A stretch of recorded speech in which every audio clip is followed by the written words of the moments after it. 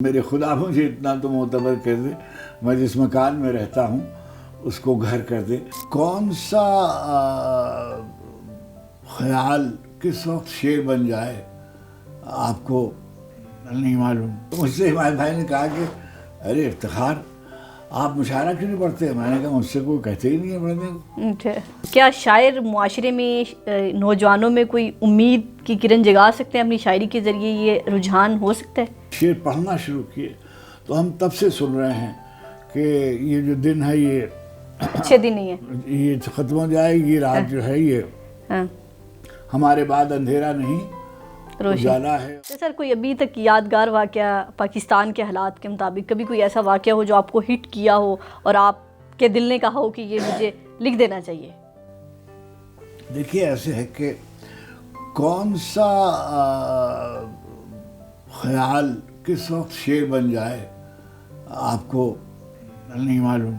Okay, میرا ایک بہت ہی عجیب و غریب ایک واقعہ ہے کہ میں ٹی وی میں کام کرتا تھا تو اوکے، اس زمانے میں اس کو او بی کہتے تھے نا، ہابی، جو باہر وینز ہوتی تھی نا، تو ایک مشاعرہ ہونا تھا کہیں، تو میں شعر پڑھتا تھا مگر میں نے مشاعرے میں کبھی شعر اس طرح سے نہیں پڑھا تھا۔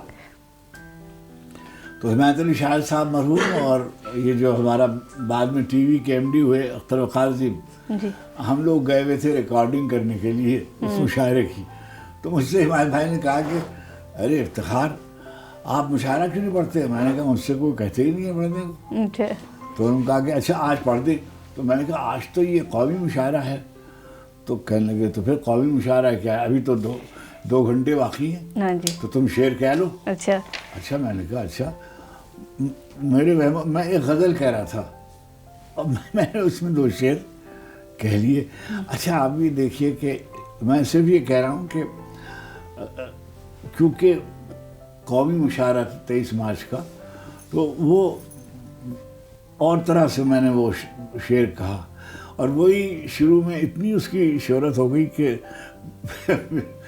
میرے خدا مجھے اتنا تو معتبر کر دے، میں جس مکان میں رہتا ہوں اس کو گھر کر دے، میری زمین میرا آخری حوالہ ہے، سو میں رہوں نہ رہوں اس کو بار بار کر دے، میں اپنے خواب سے کٹ کر جیوں تو میرا خدا اجاڑ دے، میری مٹی کو دربدر کر دے۔ اب یہ جو شعر تھے یہ قومی دن کے لیے مناسبت رکھتے تھے، مگر اس کا دوسرا تیسرا چوتھا شعر تھا کہ یہ روشنی کے تعاقب میں بھاگتا ہوا دن۔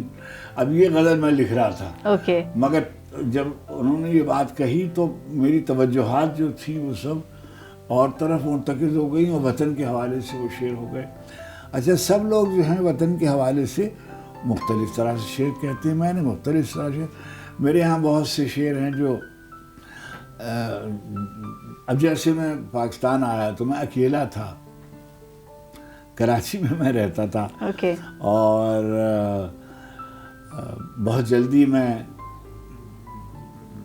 یعنی ٹی وی شروع ہو گیا، میں ٹی وی میں آنے لگا اور ٹی وی پہ پروگرام بھی کرتا تھا اور خبریں بھی پڑھتا تھا ریڈیو سے۔ تو اب وہ میں اکیلا رہتا تھا اور اس زمانے میں نے جیسے غزل لکھی کہ عذابیہ بھی کسی اور پر نہیں آیا کہ ایک عمر چلے اور گھر نہیں آیا۔ اچھا اب کیا ہے کہ یہ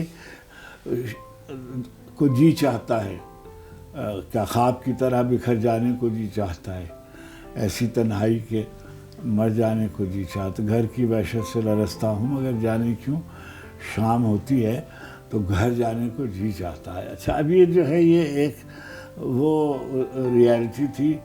میں مثلا لندن میں چلا گیا اور ملک سے باہر چلا گیا یعنی۔ اچھا اب کیا ہوتا ہے کہ جو ہجرت کا لفظ ہے یہ بہت ہی یعنی استعمال ہوتا ہے، مگر ہر ترک سکونت ہجرت نہیں ہوتی۔ ہجرت اس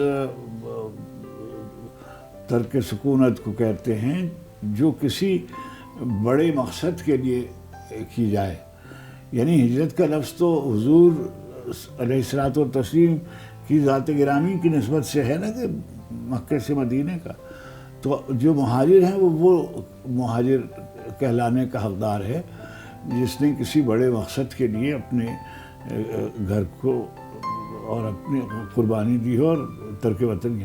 تو جب میں لندن گیا تو وہاں یہ کہا جاتا کہ تو میں نے کہا نہیں، میں تو یہ ہجرت نہیں ہے، ہجرت وہ ہے جو میں نے لکھنؤ سے کراچی میں کی تھی. یہ جو ہجرت ہے یہ ہجرت نہیں ہے، تو میری ملازمت ہے. ملازمت کی وجہ سے شکم کی آگ بھی پھر رہی ہے شہر بہ شہر، سگے زمانہ ہیں ہم کیا، ہماری ہجرت کیا. ہر ترک سکونت کو چراگاہوں کی خواہش میں، بہتر زندگی کی خواہش میں، آسودگی کی خواہش میں ہم گھروں سے چلے گئے ہیں، تو بس اس کو اسی پس منظر میں دیکھنا چاہیے.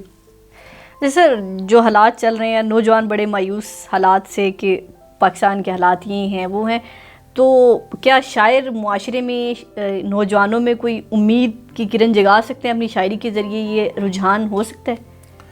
دیکھیے کہہ تو سکتے ہیں، یعنی ہمارے ہاں کلیشیز ہیں بہت، اور کلیشیز ہیں جیسے جب ہم نے شعر کہنا شروع کیے یا شعر پڑھنا شروع کیے تو ہم تب سے سن رہے ہیں کہ یہ جو دن ہے یہ اچھے دن نہیں ہے، یہ ختم ہو جائے گی، رات جو ہے یہ ہمارے بعد اندھیرا نہیں اجالا ہے، اور یہ لمبی ہے غم کی شام مگر شام ہی تو ہے، اور یہ کہ دن گزر جائیں گے، دن صبر کر اور رت بدل جائے گی وغیرہ. سنا ہے 2 قدم آگے مہک رہے ہیں چمن، کبھی تو قافلہ نوبہار، رات آئی ہے تو آئے تو کہ سحر بھی ہوگی. یہ سب باتیں جو ہیں یہ امید کی، اور ظاہر ہے کہ انسان کو مایوسی نہیں پھیلانی چاہیے، انسان کو بددلی نہیں پھیلانی چاہیے، مگر بعض اوقات ایسا ہوتا ہے کہ تھک جاتا ہے آدمی، کون ستارے چھو سکتا ہے، راہ میں سانس اکھڑ جاتی ہے نا. تو یہ سب باتیں ہوتی ہیں. تو کوئی جیسے ہمارے مجید حمزہ صاحب کا ایک مصرع ہے کہ یہ کب آئے گا، یہ ہوگا یہ ہوگا یہ ہوگا، اور یہ کہ یہ 9 نمبر کی بس جانے کب آئے گی. تو وہ 9 نمبر کی بس جو ہے جو ہمیں منزل تک لے جانے والی ہے وہ نہیں آ چکتی ہے کسی صورت سے. ابھی ایک واقعہ ہوتا ہے، کچھ امید بنتی ہے، پھر حالات خراب ہو جاتے ہیں. ابھی آپ دیکھیے کہ یعنی ہماری زندگی میں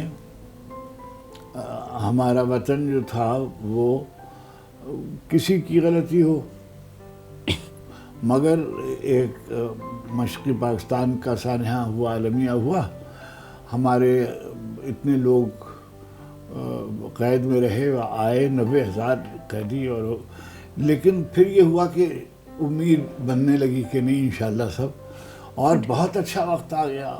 وہ جو یعنی 1971 کی جو مایوسی تھی وہ کم ہوتی گئی، اور ایک امید افزا صورتحال پیدا ہوئی، اور پھر حالات جو تھے وہ مختلف ہو گئے. اچھا اب سنبھلنے کو نہیں آتے. ہمارے اتنے برس 70 برس 75 برس ہونے آئے ہیں، جمہوری دور آتا ہے، آمریت کا دور آتا ہے، اور حالات ٹھیک ہوتے ہیں. اچھا پھر یہ ہے کہ دنیا کے جو حالات ہیں وہ اب آپ اس سے بے تعلق تو نہیں ہو سکتے.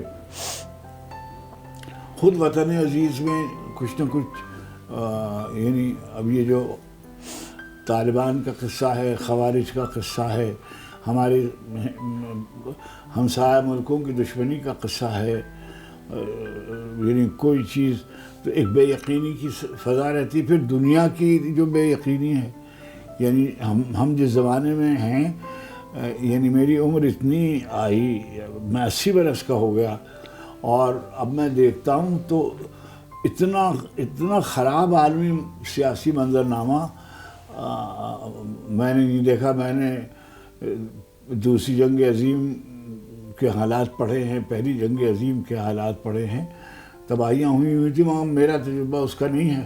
میں تو اب کے حالات میں کہہ رہا ہوں